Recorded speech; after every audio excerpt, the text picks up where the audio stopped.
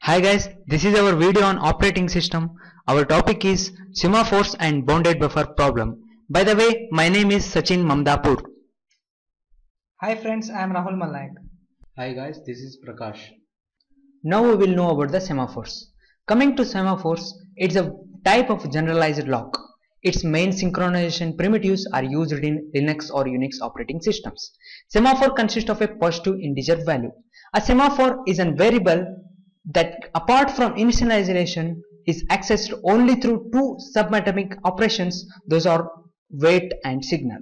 Coming to those two operations, wait or P is an atomic operation that waits for semaphore to become positive and then it decrement by 1.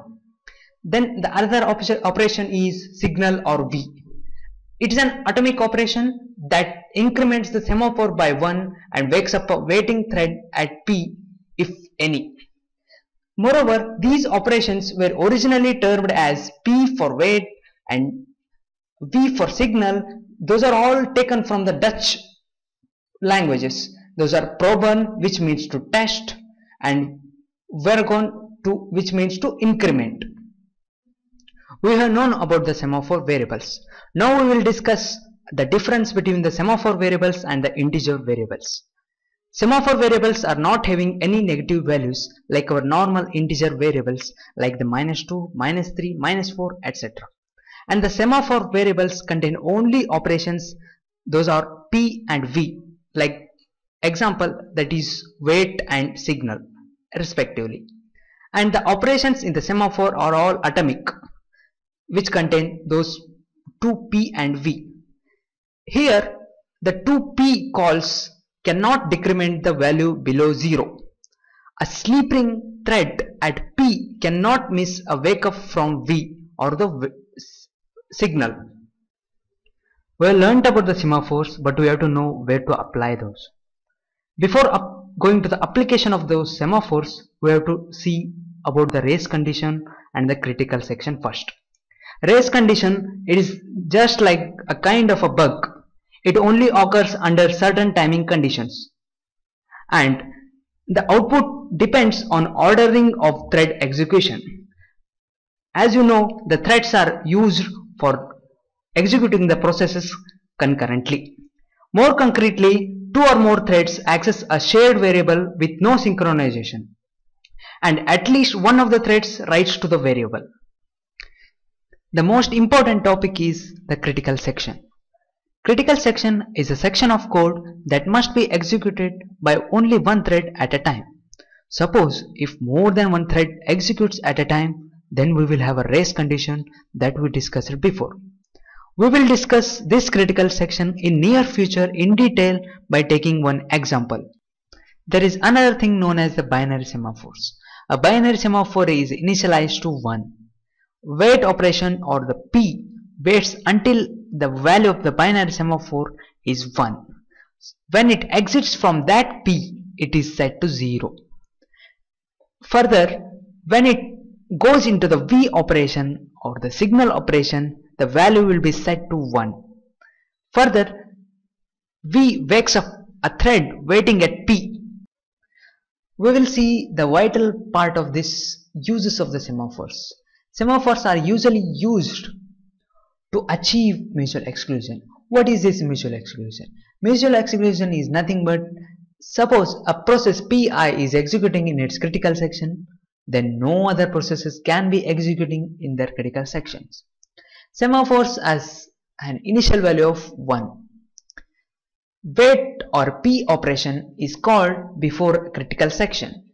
Then signal or V operation is called after that critical section. Now you will be all fitting with all the data about the semaphores or the definitions and all. Now we will see the practical example of these semaphores and try to understand how it achieves the mutual exclusion. Let there be two cats by name cat A and cat B, and let there be a box called as a litter box in which both of the cats want to enter. For some reason, let there be a food kept inside it and all. Suppose a cat A wants to enter into the critical section that is cat A.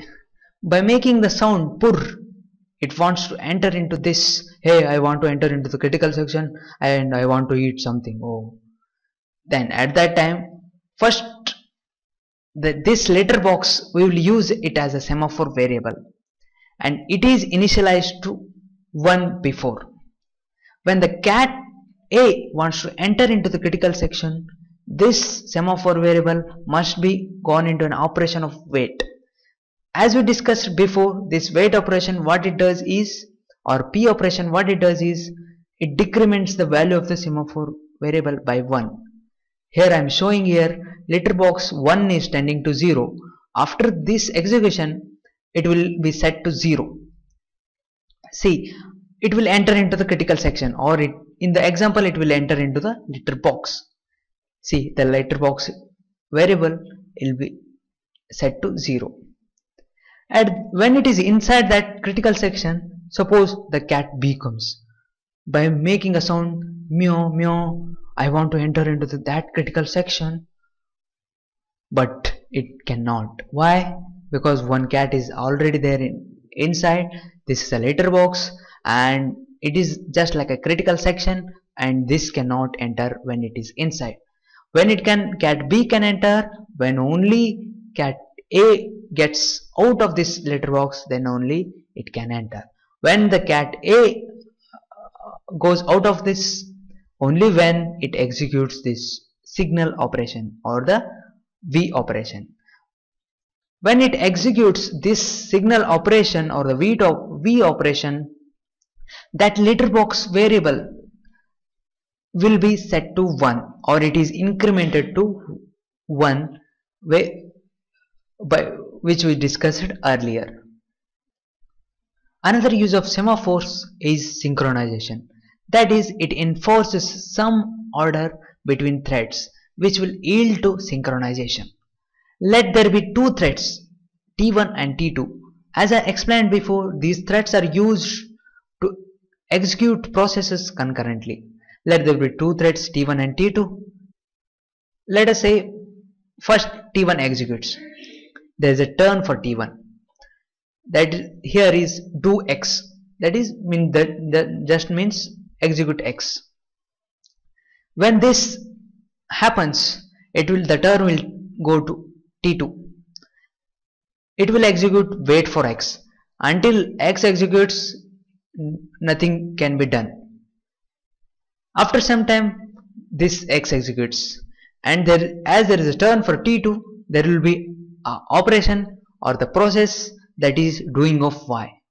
When this doing of Y is carrying on, there is turn for T1, it will wait for Y. Unless and until Y completes, it cannot execute.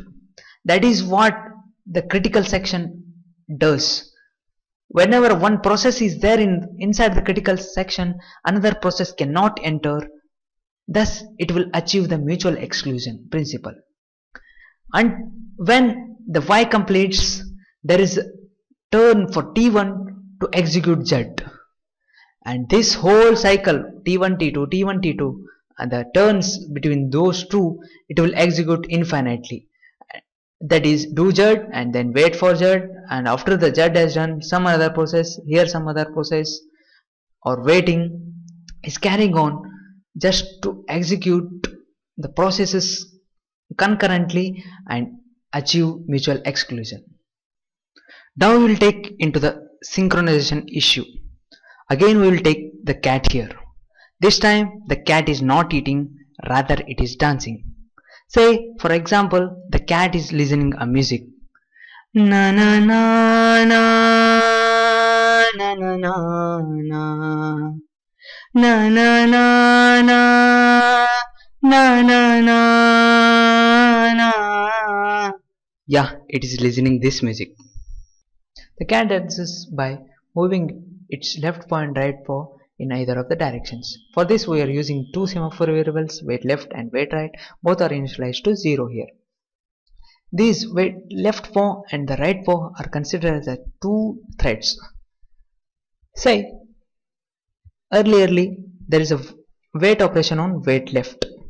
That is, the right paw cannot move unless and until the left paw slides into left. Then left paw slided left here. See the movement here. And this is just like a process entering into the critical section. It has earlier gone into the wait operation and now it is executing, and after it executes it should go into the signal operation. Just it slided and it executed, then it goes into the signal operation of wait left, that is V of wait left. As per the rule, when it enters into the signal operation or V operation, the value should be incremented by 1, that as it is happening here. 0 is turning to 1. Then after this the value is incremented to 1, then again it goes to the wait operation or wait P of wait left. Then as per the rule it decrements its value by 1, that is, after going through this the value will be set to 0. See here, value will be set to 0. Then the slide left occurred, because what happened earlier, the slide left for right paw was stopped because of the left paw. See, earlier the right paw was here and slide left it came here. After this the P of wait right occurs, that is, the left paw cannot move unless and until the right paw moved to its right. After this statement P of wait right, the slide right happened, that is, this right paw it moved to the right side. And after this statement, that is the slide right, it again as it entered into the critical section, before it executed in the wait operation, and after this it executed, it should go into the signal operation. Then it goes into the signal operation. This here, see here, wait right, initially it was 0, as it again gone into the signal operation, its value will be incremented to 1. 0 is, that is 0 tending to 1. Again it goes into the wait of wait right operation, again its value will be decremented by 1 value, that is 1 is tending to 0. After this happens, once again the critical section space is empty. Now the slide right for the left paw can occur, and this occurs, and again the cat is in the original position. By this example we can know that only one process can execute in the critical section, thus it achieves the mutual exclusion. Now let us look at the synchronization problem with a bounded buffer. Example for this is producer-consumer problem. It's a very classical problem. As you know, producer is the one which produces something and consumer is the one which consumes something. A producer put things into a shared buffer normally. Shared buffer means it's a buffer which can be accessed by both producer and consumer, and consumer's duty is to take those things in the buffer which are produced by the producer. There are some constants for this problem. Those are, first are the synchronization constraints, which include the consumer must wait if buffers are empty. That means there is a buffer and there are no elements or the things in the buffer. At that time the consumer cannot consume anything. And there is another constraint for the producer, that is, the producer must wait if buffers are full. Suppose the buffer element contains the full of the things. At that time the producer cannot produce more of things if the buffer size is full. And another constraint that is mutual exclusion related is only one thread can manipulate the buffer at a time. Now we will see how to solve this producer-consumer problem. There are two solutions for it. One is using two variables and another one is using only one variable, that is count. As per the rule, it should include a bounded buffer of size n. Here we are using 0 to n minus 1, and after this n minus 1 it will wrap around to 0 here. As per the constraints include, the producer process must not produce the data into the buffer when it is full, and the consumer process cannot consume the data from the buffer when it is empty. That is, it should not try to consume if there is no data here. We are using two variables here, in and out. Whenever the producer processes, it produces something, then the in pointer or the in variable will increment, and whenever the consumer consumes some data, then the out pointer will increment. We have come to know the solution for producer consumer problem using two variables. Now we will see how to solve this using a count variable.